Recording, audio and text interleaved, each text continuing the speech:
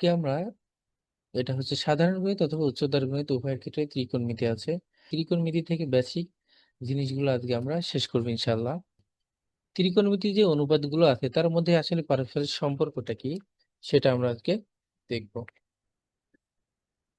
তো প্রথমে দেখি যে একটা কোণ পরিচিতি, হ্যাঁ। তো এটা একটা সমকোণী ত্রিভুজ, সেটা তো তোমরা সবাই জানো। এই সমকোণী ত্রিভুজে এই যে এখানে একটা কোণ আছে, দেখো এটা হচ্ছে ও কোণ, হ্যাঁ। বলছে যে এই ও কোণের বিপরীত যে বাহুটা আছে না, সেই বাহুটা কি লম্ব হবে, হ্যাঁ। লম্ব, দেখো ও কোণের সাথে আছে কোন বাহু, এ একটা বাহু আছে ও কোণের সাথে, আর এ একটা বাহু আছে। তাহলে এর বিপরীত বাহু এইটা, তাহলে এই বাহুটার নাম কি? লম্ব। আচ্ছা, এরপরে আসি কি, যে দেখো এটা কি 90 ডিগ্রি কোণ, তাই না? আচ্ছা, 90 ডিগ্রি কোণের বিপরীত বাহু অতিভুজ, হ্যাঁ। দেখো 90 ডিগ্রি কোণ বলতে কি বোঝাচ্ছে, এই দিকে এটা কোণ, তার এই বাহুটা আর এই বাহুটা দুইটাই বোঝাচ্ছে। এই 90 ডিগ্রি কোণের বিপরীত বাহু কোনটা আছে? এটা আছে। তাহলে এটা হচ্ছে অতিভুজ। এখন উভয় কোণের সাথে যে বাহু থাকে, বলছে উভয় কোণের সাথে যে বাহু থাকে সেটা হচ্ছে ভূমি। উভয় কোণ বলতে দেখো এই দিকে ও কোণটা আছে, এই কোণের সাথে এই ভূমিটা আছে, এই বাহুটা আছে, আবার এই দিকে কোণ আছে, এই কোণের সাথে এই বাহুটা আছে। তাহলে উভয় কোণের সাথে যেটা থাকবে সেটা হচ্ছে ভূমি। কোনোভাবে যদি আমাদের চিত্র দেয় তাহলে সেখান থেকে আমরা আইডেন্টিফাই করতে পারবো কি যে কোনটা অতিভুজ, কোনটা ভূমি, আর কোনটা লম্ব। এখন কিছু ছন্দের মাধ্যমে আমরা সূত্রগুলো শিখব। সেটি হচ্ছে, দেখো যে সাইনের ক্ষেত্রে দেখো যে প্রথমে কি সাগরে লবণ আছে, হ্যাঁ। এখন এই সাগর দ্বারা বোঝাচ্ছে যে সাইন থিটা, লবণ দ্বারা বোঝাচ্ছে কি লম্ব, এবং আছে দ্বারা বোঝাচ্ছে কি অতিভুজ, হ্যাঁ। তাহলে আমরা সাইন থিটার সমান লিখবো কি যে লম্ব বাই অতিভুজ।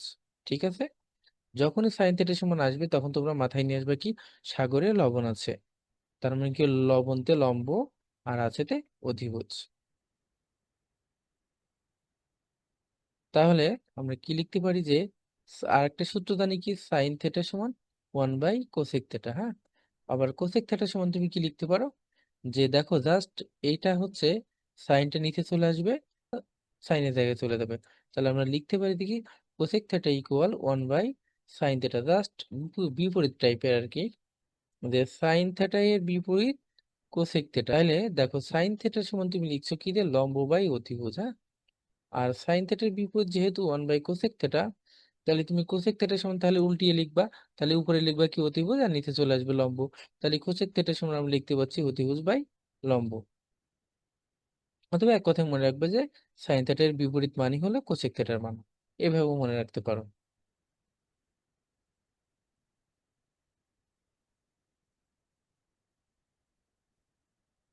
দুই নম্বরটা দেখো যে কবরে ভূত আছে।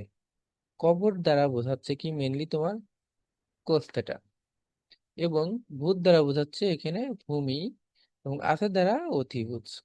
তাহলে কস থেটা ইকুয়াল কি ভূমি বাই অতিভুজ। আমরা জানি কি কোস থেটা সমান হচ্ছে 1/সেক থেটা, নিচে চলে আসবে 1/কস থেটা। তাহলে দেখো যে কস থেটা সমান যদি ভূমি বাই অতিভুজ হয়, আর কস থেটার বিপরীত যেহেতু কি হচ্ছে সেক থেটা, তাহলে সেক থেটা সমান জাস্ট এখন অতিভুজ উপরে চলে যাবে। তাহলে কি হবে, অতিভুজ বাই ভূমি চলে আসলো, দেখো সেক থেটা সমান। তিন নম্বরটা দেখো যে ট্যানের সূত্র, সেটা হচ্ছে টেরা লম্বা ভূত। টেরা বলতে এখানে টয়ের উচ্চারণ ট্যান, আর লম্বা দ্বারা লম্ব, এবং ভূত দ্বারা ভূমি। তাহলে ট্যান থিটা সমান লিখতে পারি কি লম্ব বাই ভূমি। আর আমরা সূত্র কি জানি, ট্যান থিটা সমান 1/কট থিটা। থিটা সমান কি 1/ট্যান থিটা, অর্থাৎ ট্যান থিটা এর বিপরীত হলো কট থিটা। যেহেতু ট্যান থিটা এর বিপরীত কট থিটা, আর ট্যান থিটা সমান জানি কি লম্ব বাই ভূমি, তাহলে বিপরীত করলে কি হবে, ভূমিটা উপরে চলে যায়, লম্বটা নিচে চলে আসে। তাহলে ভূমি বাই লম্ব।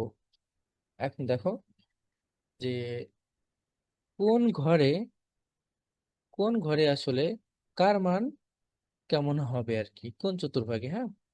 এটাকে বলা হয় প্রথম চতুর্ভাগ, এটা দ্বিতীয় চতুর্ভাগ, এটা তৃতীয়, এটা চতুর্থ। যে প্রথম চতুর্ভাগে কিন্তু অল পজিটিভ, অল পজিটিভ দ্বারা বোঝাচ্ছে কি যে সাইন কোসেক ট্যান কট কস সেক সবগুলোর মানই প্রথম ঘরে যখন আসবে তখন তার মান কি হবে, পজিটিভ হবে।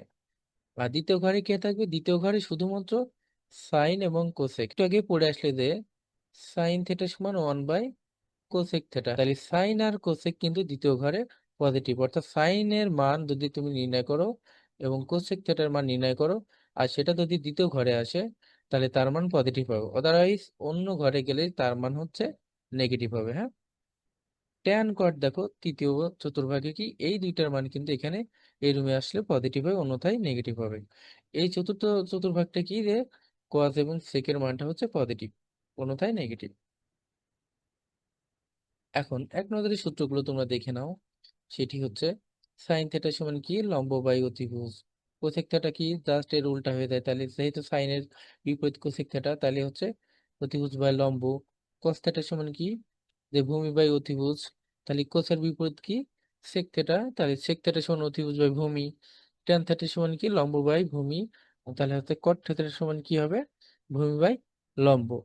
দেখো এখানে সেটার পাশাপাশি আমি কিন্তু লিখে দিয়েছি যে সাইন থেটা সমান 1 বাই কোসেক থেটা, আবার এই কোসেক থেটা সমান 1 বাই সাইন থেটা। হ্যাঁ, এই দুইটা ওকে। আবার কস থেটা সমান 1 বাই সেক থেটা, আবার সেক থেটা সমান কি জাস্ট নিচে চলে আসছে এখান থেকে এই দুইটা। ট্যান থেটা সমান 1 বাই কট থেটা, তাহলে কট কি হবে জাস্ট এখানে চলে যাবে, ট্যান তখন নিচে চলে আসে এই যে। আরো কিছু সূত্র আছে সেগুলো দেখো, যে sine square theta plus cos square theta এর মান কত 1। এখন যদি কখনো তোমার অঙ্ক করতে গেলে প্রয়োজন হয় যে সাইন স্কোয়ার থেটা, তাহলে কিন্তু তুমি লিখতে পারবে কি যে সাইন স্কোয়ার থেটা সমান 1 মাইনাস কস স্কোয়ার থেটা। আবার আসে যদি কখনো যে 1 মাইনাস কস স্কোয়ার থেটা, তাহলে সমান এটা সমান তুমি লিখতে পারবা কি যে সাইন স্কোয়ার থেটা। এরকম যদি স্কোয়ার না দিয়ে যদি কখনো দেয় 1 মাইনাস কস থিটা, তাহলে কিন্তু তুমি লিখতে পারবে কি স্কোয়ার যেহেতু নাই এটাও সিম্পল লিখবে। সেম ভাবে যদি তুমি এখানে কস স্কোয়ার থিটাকে রাখো, এখানে কস কে রাখো, তাহলে এখানে 1 যদি এখানে প্লাস মান যদি সমানের ডানে চলে আসে তাহলে মাইনাস হয়ে যায়, তাহলে 1 মাইনাস সাইন স্কোয়ার হচ্ছে 1 নম্বর। 2 নম্বরটা দেখো যে এখানে দেওয়া হচ্ছে sec square theta minus ten square theta এর মান কি 1। তুমি দেখো যে যে না আমি সেক স্কোয়ার থিটাকে রেখে দিলাম, তাহলে কি হবে দেখো টেন স্কোয়ার থিটা যদি এদিক চলে আসে -1 তাহলে কিন্তু প্লাস হয়ে যায়। হ্যাঁ, তাহলে 1 প্লাস টেন স্কোয়ার থিটা সমান হচ্ছে সেক স্কোয়ার থিটা সমান তুমি কি লিখতে পারো টেন কে রেখে দাও, তাহলে এদিকে আসবে কি সেক স্কোয়ার থিটা মাইনাস, তোমার প্রয়োজনের সাপেক্ষে তুমি মানগুলো বসাতে পারবে। তৃতীয় নাম্বারটা দেখো যে cosec square theta minus cot square theta এর মান 1, তাহলে এর মধ্যে থেকে যদি তুমি কোসেক স্কোয়ার থিটাকে রেখে দাও তাহলে -1 এদিকে আসলে প্লাস হয়ে যায়, তাহলে 1 প্লাস কট স্কোয়ার থিটা।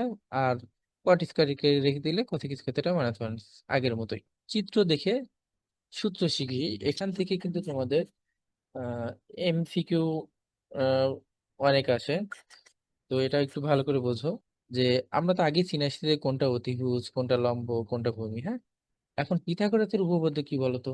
পিথাগোরাসের উপপাদ্য অনুসারে কি জানো তুমি যে অতিভুজ যেটা আছে না, অতিভুজ স্কোয়ার ইকুয়াল লম্ব স্কোয়ার প্লাস ভূমি স্কোয়ার, তাই না? দেখো যে অতিভুজ স্কোয়ার ইকুয়াল লম্ব স্কোয়ার প্লাস ভূমি স্কোয়ার। হ্যাঁ, এখন এইটার যে প্রয়োজনের সাপেক্ষে তোমার যে মানগুলো লাগবে সেটা তুমি বসাতে পারবে। হ্যাঁ, এখানে দেখো যে একটা যদি অঙ্ক দিই আমি এখানে, এই যে সাইন থিটা ইকুয়াল 3/4 হলে cos থিটা ইকুয়াল হোয়াট, এরকম যদি তোমার এমসিকিউ দেয় তাহলে এখানে এই লজিক থেকে তোমাকে সমাধান করতে হবে। সাইন থিটার মান দেওয়া আছে, তো তুমি আগে একটা সমকোণী ত্রিভুজ ফার্স্টে এঁকে নিবা। আঁকার পরে বলো সাইন থিটা সমান কি জানো সূত্র, সাগরের লবণাতে, অর্থাৎ লম্ব বাই অতিভুজের মান। লম্ব সাপোজ 3 দেওয়া এবং অতিভুজের মান কত দেওয়া 4 দেওয়া। হ্যাঁ, সাগরের লবণ আছে লম্ব বাই অতিভুজ। হ্যাঁ, এখন তোমার লাগবে কার মান ভূমির। পিথাগোরাসের সূত্র কি জানো, দেখো তো অতিভুজ স্কোয়ার আগে আছে তাই না, তাহলে অতিভুজ স্কোয়ার ইকুয়াল লম্ব স্কোয়ার প্লাস ভূমি স্কোয়ার, ভূমি কি এক্স স্কোয়ার। তোমার কার মান লাগবে এক্স এর মান, তাহলে তুমি কি করবা 4 4 16 হয়, রেখে দাও 3 3 9 প্লাস এক্স স্কোয়ার। তাহলে এখান থেকে বাদ দিলে 16, 16 - 9 প্লাস মানে এদিকে আসলে মাইনাস হয়ে যায় ইকুয়াল এক্স। তাহলে তুমি বলো তো 16 থেকে 9 বাদ দিলে 7 থাকে না, তাহলে 7 ইকুয়াল এক্স। তাহলে তুমি বলো তো যে x square equal that side side change করো, যে এখানে এক্স স্কোয়ার মান 7 আসতে, অথবা এক্স এর মান আমার প্রয়োজন, তাহলে এখানে স্কোয়ার এদিকে আসলে রুট হয়ে যায়, তাহলে এক্স এর মান গুলো আমি রুট। এখন তোমাকে বলছে যে কস থিটা এর মানটা নির্ণয় করতো। তো কস থিটার সূত্র কি বলতো, কবরে ভূত আছে ভূমি বাই অতিভুজ। কস থিটার সমান কি লিখবো তুমি, যে ভূমির মান বাই, তুমি বলো তো ভূমি কত, ভূমিও দেখো এই যে √7, অতিভুজ কি আছে অতিভুজ এই যে 4 আছে, তাহলে √7/4 এটাই হচ্ছে অ্যান্সার। এই লজিক থেকে অনেক এমসিকিউ আসে পরীক্ষাতে, হ্যাঁ, ভালো করে এটা বাসায় প্র্যাকটিস করবা। এখানে দেওয়া আছে কি প্রতিটা সূত্র আসলে কিভাবে আসছে সেটা এখানে দেওয়া, এই যে এই সূত্রগুলা, এগুলো বাসায় ভালো করে দেখে নিবা। 3 নাম্বারটা দেখো সেম ভাবে যে সূত্রগুলো কিভাবে আসছে সেটা জাস্ট দেখানো হয়েছে, এটাও বাসা থেকে ভালো করে দেখে নেবে। আজকে যে বেসিক জিনিসগুলো আমি শিখালাম তোমাদের, যে বেসিক জিনিসগুলো আর কি শিখালাম সেগুলো ভালো করে করবা, ইনশাআল্লাহ এর মধ্যে থেকেই তোমরা সকলে এমসিকিউ সলিউশন করতে পারবা, এবং সবগুলোই এই বেসিকের আলোকেই সিকিউ প্লাস এমসিকিউ সমাধান করতে পারবে ইনশাআল্লাহ।